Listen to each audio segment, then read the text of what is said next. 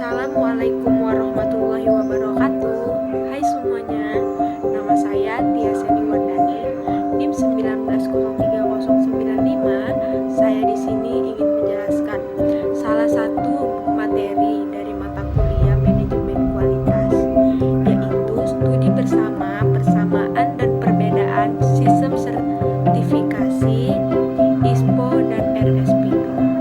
Yang dosen pengampunya adalah Ibu Tengku Rahmi Hidayatullah. Nah, kita sekarang masuk ke latar belakang ISPO. Sistem sertifikasi di Indonesia, Sustainable Palm Oil atau ISPO adalah persyaratan yang disusun oleh pemerintah Indonesia berdasarkan komitmen pemerintah Indonesia untuk memperbaiki keberlanjutan industri kelapa sawit di Indonesia sesuai peraturan perundang-undangan yang berlaku. Pada Maret 2011, pemerintahan Indonesia melalui Kementerian Perindustrian meluncurkan Pedoman Perkebunan Kelapa Sawit Berkelanjutan Indonesia atau ISPO. ISPO bertujuan untuk memastikan ditetapkannya peraturan perundang-undangan terkait perkebunan kelapa sawit sehingga mendapatkan produksi sustainable palm oil dan untuk mengandung komitmen Presiden Republik Indonesia dalam mengurangi gas rumah kaca. Pada bulan Maret tahun 2015 telah diterbitkannya Peraturan Menteri Pertanian Nomor 11 Tahun 2005 tentang Sistem Sertifikasi Kelapa Sawit Berkelanjutan di Indonesia yang menyempurnakan ketentuannya sebelumnya. Nah, sekarang kita masuk ke urgensi ISPO. Penerapan ISPO bertujuan untuk menekan berkurangnya tutupan hutan. Sistem pensyaratan identifikasi stok karbon sebelum pembukaan lahan dengan tujuan menurunkan emisi gas rumah kacanya. ISPO hanya menerbitkan sertifikat bagi perusahaan perkebunan yang lahannya legal atau mempunyai HGU. Sedangkan lahan yang tidak mempunyai HGU, produksi lahan tersebut dinyatakan tidak berkelanjutan. ISPO bertujuan untuk memastikan ditetapkannya peraturan perundang-undangan terkait perkebunan kelapa sawit sehingga dapat diproduksi sustainable palm oil dan untuk mendukung komitmen Presiden Republik Indonesia dalam mengurangi gas rumah kaca. Penerapan sistem sertifikasi ISPO berlaku terhadap perusahaan perkebunan yang melakukan usaha budidaya perkebunan terintegrasi dengan usaha pengolahan. Perusahaan perkebunan yang melakukan usaha tersebut pengolahannya hasil perkebunan.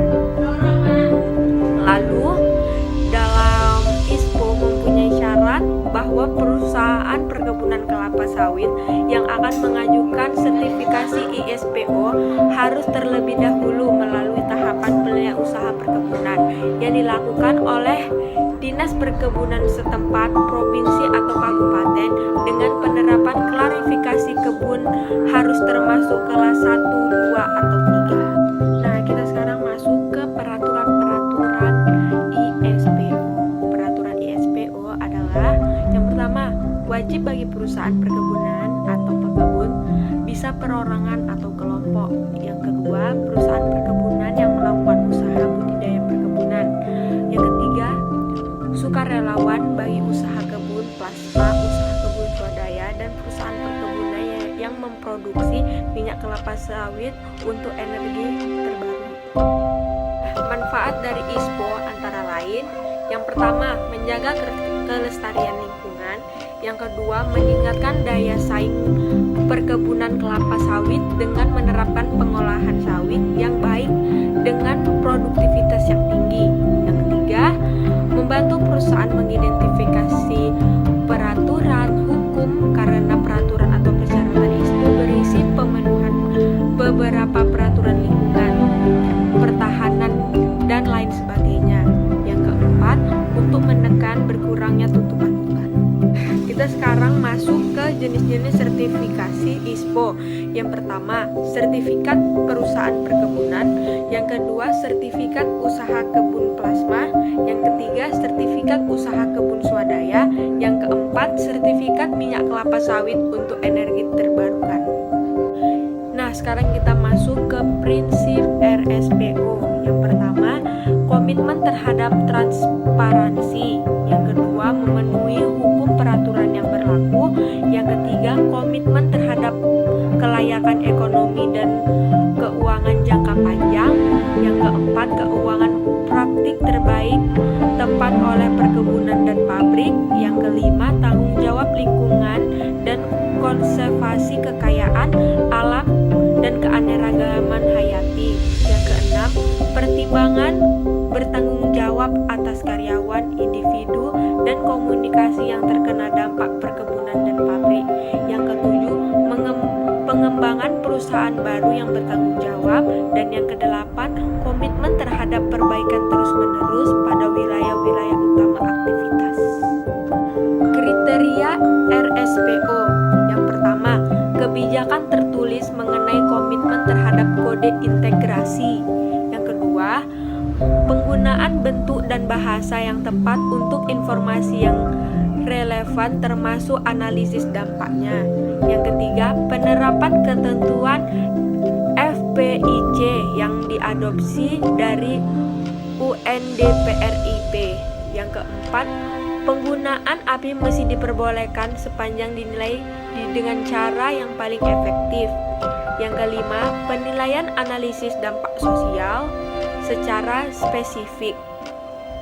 Yang keenam, penyusunan prosedur komunikasi dan konsultasi dengan para pihak beserta petunjuk tugas yang bertanggung jawab untuk melakukan konsultasi dan komunikasi dengan para pihak.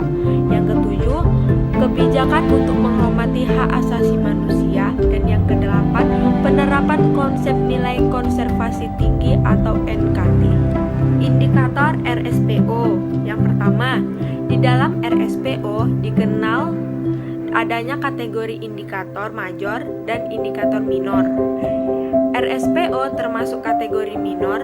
Pada sistem RSPO tetap dapat diterbitkan sertifikat karena ketidaksesuaiannya dengan minor. Pemangku kepentingan RSPO. RSPO bersama para pemangku kepentingan bertujuan untuk mengembangkan dan mengimplementasikan standar global untuk minyak sawit berkelanjutan.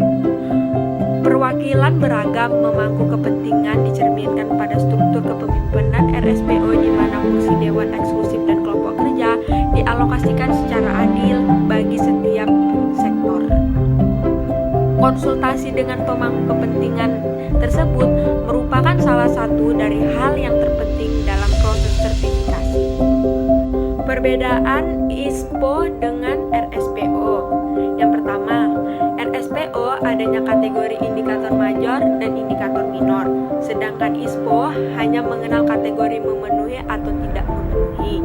Yang kedua, pada RSPO tetap dapat diterbitkan sertifikat karena ketidaksesuaiannya adalah minor, sedangkan pada ISPO sertifikat tidak dapat diterbitkan karena semua kriteria wajib dipenuhi. Yang ketiga, terdapat 5 elemen pada ISPO yang dapat diatur pada RSPO, dan terdapat 8 elemen pada RSPO yang tidak dapat atau tidak dipersyaratkan secara eksplisit pada perusahaan ISPO.